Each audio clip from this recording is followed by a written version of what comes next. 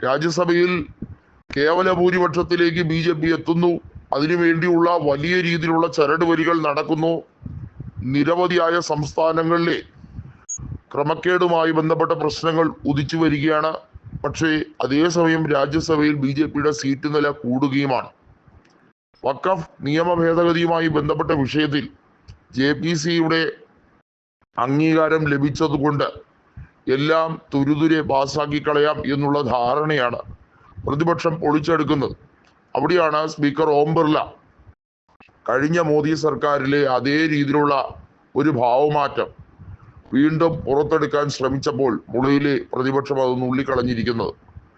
Speaker ഓം ബിർളയെ പരസ്യമായി പ്രതിപക്ഷ നേതാവ് രാഹുൽ ഗാന്ധിയും അതുപോലെ പ്രതിപക്ഷ അംഗങ്ങളും ശക്തമായ വിമർശനം നടത്തിയിരിക്കുകയാണ്. സ്പീക്കർ BJPയുടെ ഏജന്റ് അല്ല, വക്താവല്ല.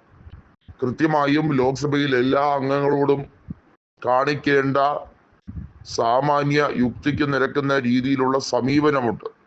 അത് അംഗീകരിച്ചില്ലെങ്കിൽ നിങ്ങൾ ജനാധിപത്യ പ്രക്രിയ അല്ല ഉപയോഗിക്കുന്നത് എന്ന് ഞങ്ങൾക്ക് പറയേണ്ടി വരും. ഞങ്ങൾക്കതിൽ വിഷമമുണ്ട്. ഭരണഘടനാപരമായി അല്ല സ്പീക്കർ പ്രവർത്തിക്കുന്നത്. നിങ്ങൾ ആ സ്ഥാനത്ത് ഇരിക്കാൻ പോലും അർഹനല്ല. ജഗദീപ് ധൻഖറുടെ ധാർഷ്ട്യവും ധിക്കാരവും ഞങ്ങൾ ഏറെ സഹിക്കുകയാണ്. രാജ്യസഭയിൽ നടക്കുന്നത് വാസ്തവത്തിൽ ഏകാധിപത്യ രാഷ്ട്രീയമാണ്. ജഗദീപ് ധൻഖറിന്റെ ഹിഡൻ അജണ്ട. അദ്ദേഹം ബംഗാൾ ഗവർണർ ആയിരുന്നപ്പോൾ തന്നെ ഇന്ത്യക്ക് വേണ്ടി എന്തുമാത്രം പണി ചെയ്തു എന്നുള്ളത് കൃത്യമായി അറിയാം. അത് രാജ്യസഭയിലും നടപ്പിലാക്കിക്കൊണ്ടിരിക്കുകയാണ്.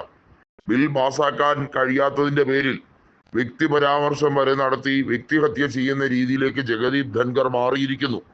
അത് കൃത്യമായി കോപ്പിയടിച്ച് ലോക്സഭയിലും സ്പീക്കർ ഓം ബിർള ചട്ടവിരുദ്ധമായ നടപടികൾ കൈക്കൊള്ളുന്നു എന്ന് ചൂണ്ടിക്കാട്ടി പ്രതിപക്ഷം ഒന്നടങ്കം രംഗത്ത് വരികയാണ്. ഇന്ത്യ മുന്നണിയുടെ കെട്ടുറപ്പ് വീണ്ടും BJPക്ക് കാണേണ്ടി വരുന്നു എന്നുള്ളതാണ് വാസ്തവം. BJP വിചാരിക്കും പോലെ അത്ര നിസാരമായി തള്ളാൻ കഴിയില്ല പ്രതിപക്ഷത്തെ. പ്രതിപക്ഷം എന്നത് കോൺഗ്രസ് മാത്രമല്ല എന്ന് വീണ്ടും വീണ്ടും ബോധ്യപ്പെടുത്തി കൊടുക്കുന്ന രാഷ്ട്രീയമാണ് ലോക്സഭയിൽ അരങ്ങേറിയിരിക്കുന്നത്. തൃണമൂല അംഗങ്ങളുടെ സംഭവബഹുലമായ പ്രവർത്തനമാണ് അവിടെ കണ്ടത്. ഒരു ഘട്ടത്തിൽ പോലും അവർ സമര പരിപാടിയിൽ നിന്നും പിൻവാങ്ങില്ല. നിയമ ഭേദഗതിയുമായി ബന്ധപ്പെട്ട കാര്യം പാസാക്കാൻ അനുവദിക്കില്ല. അത് നിങ്ങൾ മനസ്സിൽ വെച്ചാൽ മതി എന്നുള്ളത് പാർലമെന്ററി കാര്യമന്ത്രി കിരൺ റിജിജുവിനോട് വിരൽ ചൂണ്ടി തൃണമൂൽ അംഗങ്ങൾ ചോദിക്കുമ്പോൾ അവിടെ കാണുന്നത് വാസ്തവത്തിൽ ഏറ്റവും വലിയ ഡിഫൻസീവ് മെക്കാനിസം തന്നെയാണ്. പല്ലും നഖവും ഉപയോഗിച്ച് ഞങ്ങൾ ഈ ബില്ലിനെ എതിർക്കും എന്ന് തന്നെയാണ് കോൺഗ്രസും തൃണമൂൽ കോൺഗ്രസും സമാജ്വാദി പാർട്ടിയും ഒരുപോലെ പറയുന്നത്. ഇന്ത്യ മുന്നണിയുടെ കെട്ടുറപ്പ് ഒന്നുകൂടി കണ്ടു.